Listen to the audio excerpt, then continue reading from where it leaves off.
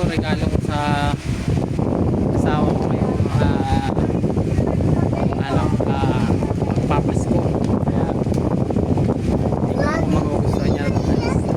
Tingnan natin. Wait.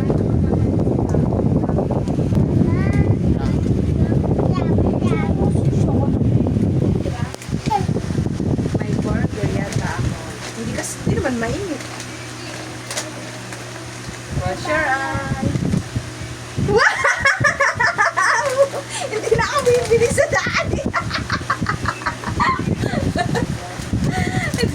Dalawa, isang binibili ko ngayon, hindi na ako bibili sa daan eh. Yes! Oh. Yes! Saya ka ba sa regalo ko? Siyempre! Bibili ako sa anong tatlo. Isa. Ay, ngayon, hindi na ako bibili.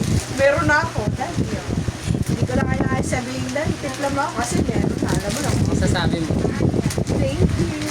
From the bottom of my heart. Akala ko nga, burger